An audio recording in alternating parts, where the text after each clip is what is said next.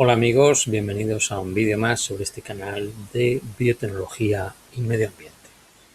Hoy vamos a hablar sobre el cambio climático y concretamente vamos a mencionar si, como mucha gente cree erróneamente, esto es una cosa que siempre ha ocurrido y nada tiene que ver con la emisión de gases de efecto invernadero, o bien por el contrario es un fenómeno que está provocado por los gases de efecto invernadero. Y que es cierto que ha ocurrido el cambio climático en otras épocas, pero nada que ver con la época actual, cuya intensidad en un espacio de tiempo muy corto apunta claramente a causas antrópicas. Y además me interesa hacer este vídeo para mantenerme en la perspectiva científica, que es la equidistancia entre los extremos irracionales, tanto de los negacionistas del cambio climático como aquellos que piensan que el hombre debe volver a la época de las cavernas, ¿no? Es decir, ambas posturas son posturas extremas y como siempre que hay una polarización sobre cualquier tema del tipo que sea, pues a la gente le pilla en medio de una refriega y es importante tener argumentos para desmontar este posicionamiento tan extremista. Entonces vamos allá. Bien, lo primero que quiero mencionar respecto al tema del cambio climático es que cuando se habla de este tema hay una politización, como he dicho, muy importante. Por un lado tenemos los movimientos antiglobalización, que están en contra de cualquier desarrollo industrial o tecnológico, e incluso estos movimientos New Age, ¿no?, que pretenden, bueno, pues poco menos que volvamos a la época, insisto, medieval o de las cavernas. Y frente a eso, pues una postura que últimamente está tomando, ha pasado un tiempo en el que estuvo un poco dormida y vuelve a tomar cierta fuerza con este auge que está ocurriendo en toda Europa de los partidos de extrema derecha que de alguna forma han tomado la bandera del negacionismo, ¿no? Una postura extrema trae a la otra, es decir, ambas se necesitan, como ocurre habitualmente con los extremismos ideológicos o políticos, y por tanto es importante que la ciencia se posicione para dar una perspectiva bueno, pues centrada, racional y exenta de cualquier tipo de respuesta emocional que no tiene nada que ver con la realidad. Bien, evidencia científica de que el cambio climático se está produciendo hay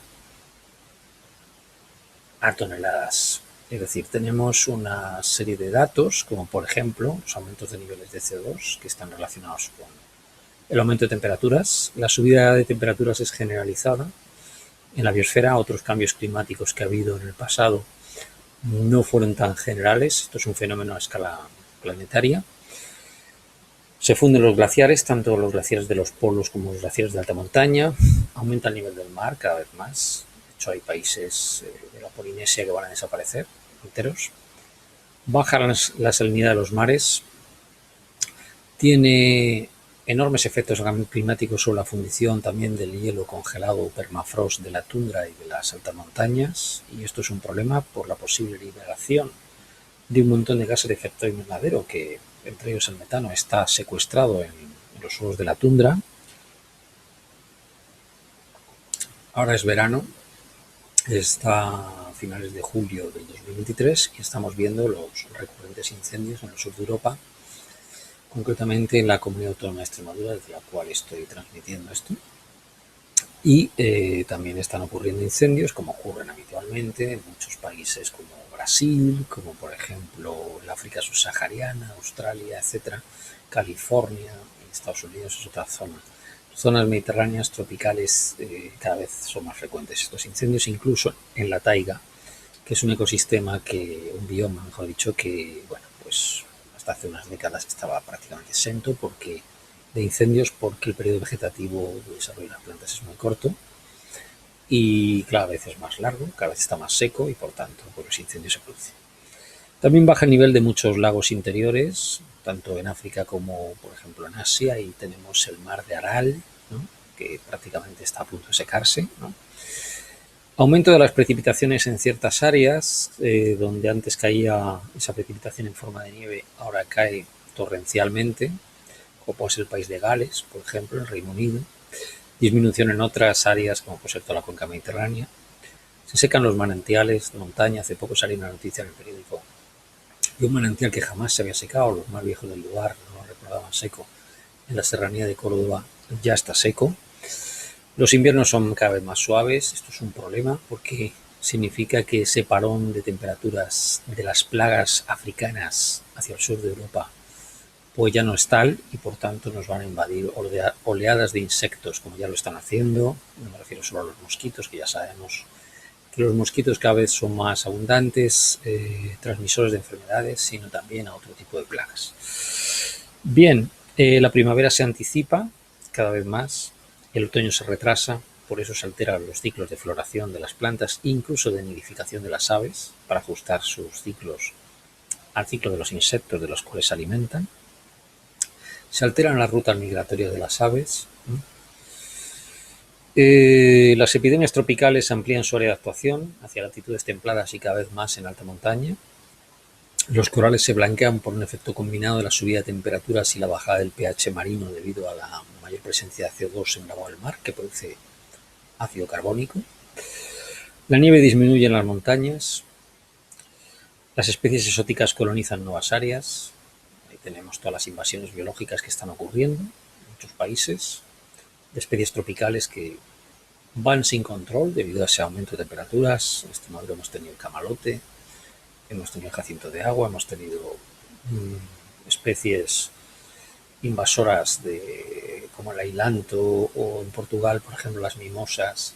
Hay un montón de especies que se están saliendo de sus límites o que incluso se expanden debido a su introducción en jardines y que antes no era un problema traerse una mimosa, por ejemplo, y plantarla en un jardín o un ailanto, pero puede ser un problema ahora por la subida de temperaturas. Los anfibios desaparecen a nivel mundial por un efecto combinado de aumento de temperaturas, sequedad y radiación ultravioleta. Los litorales se erosionan a una mayor tasa, los bosques de niebla, las selvas de montaña desaparecen y tenemos esos endemismos como el gorila de montaña, por ejemplo, o el bufo periglenes, el sapo dorado, que también se está extinguiendo, desapareciendo, ¿no? Bueno, de hecho ya ha desaparecido, no se ha vuelto a ver ninguno. Por tanto, ante todas estas evidencias, negar el cambio climático es una postura absolutamente estúpida, es decir, no tiene ningún viso de racionalidad.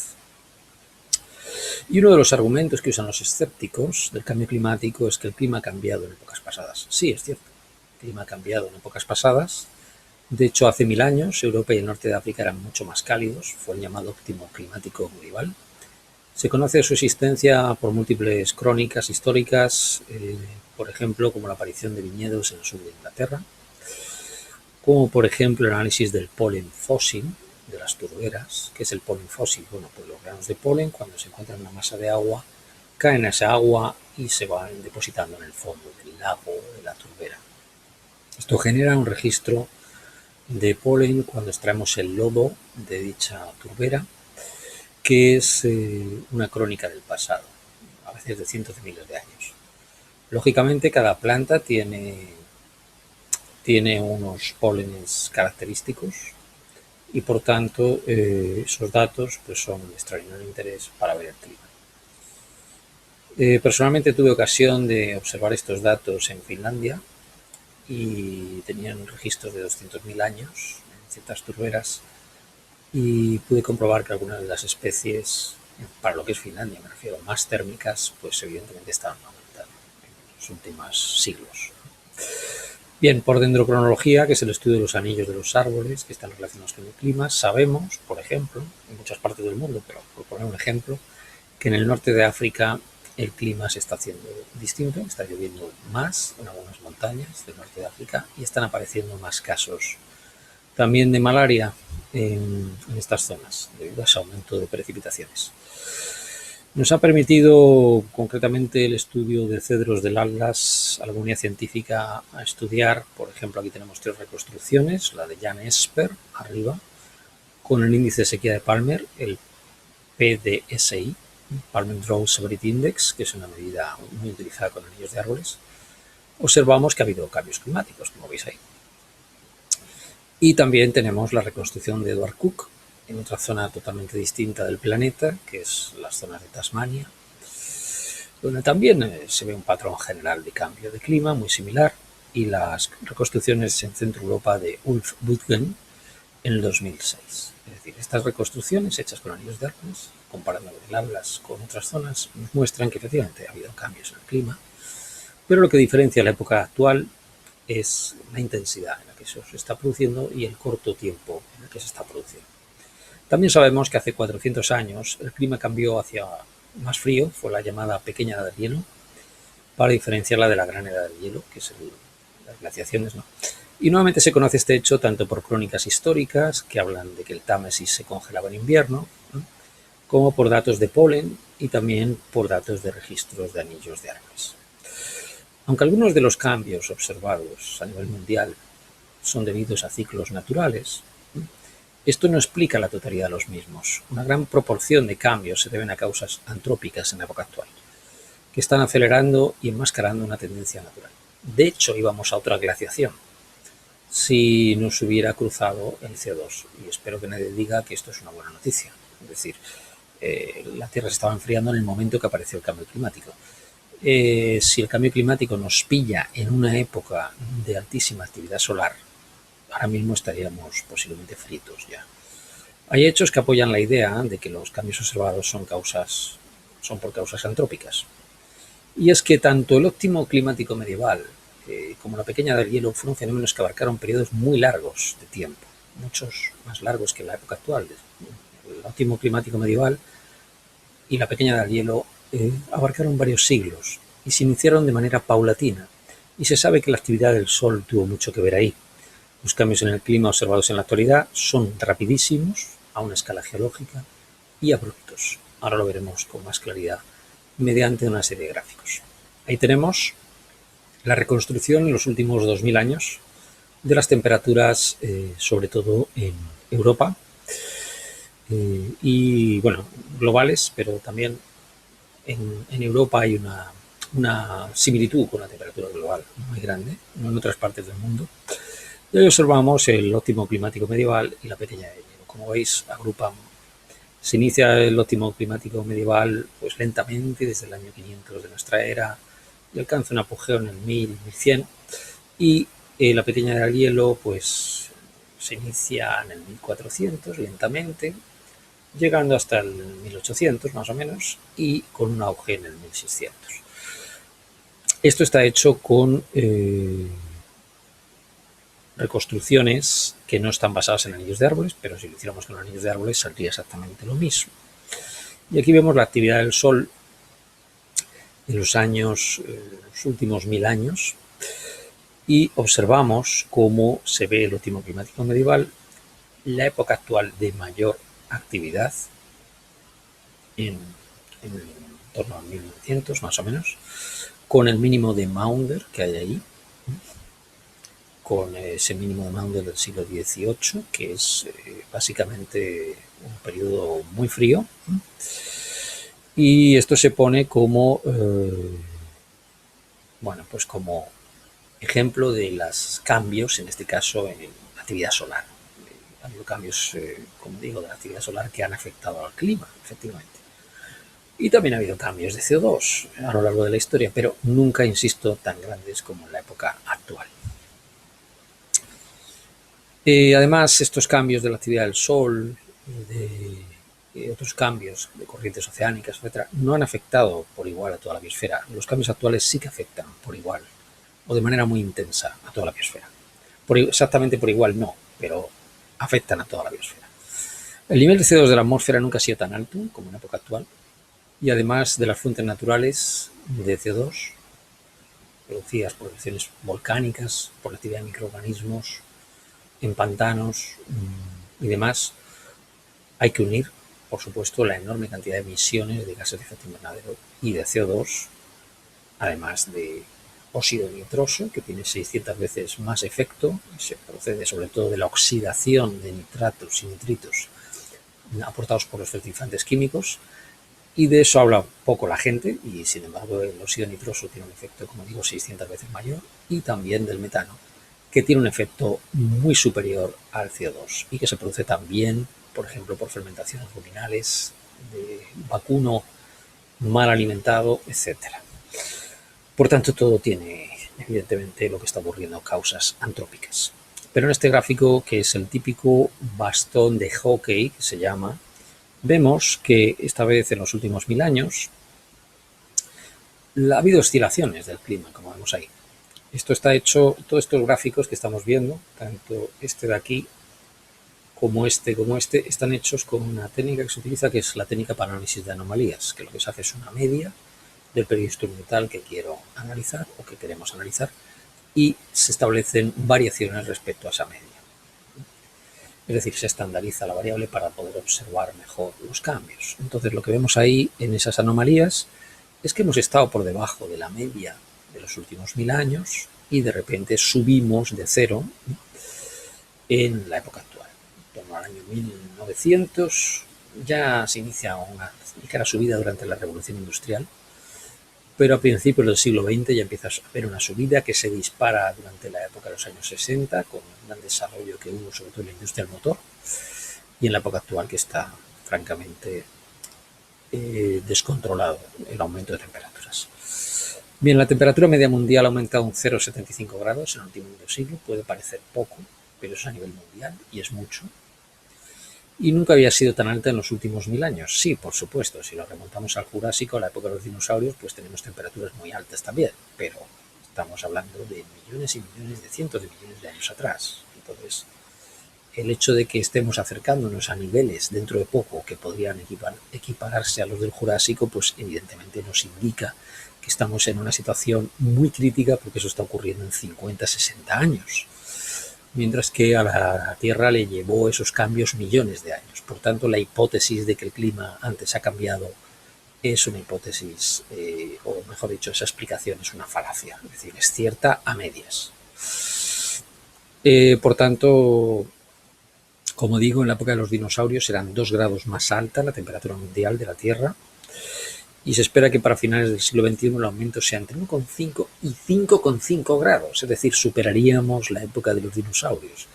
Si en la época de los dinosaurios la Antártida tenía bosques, pues podríamos imaginar que en vez de ser selvas tropicales en la Antártida, pues lo mismo teníamos un bosque mediterráneo en la Antártida. Y si el bosque mediterráneo estuviera en la Antártida, el resto del planeta sería un desierto, básicamente, con un aumento de temperatura superior a 2 o 3 grados.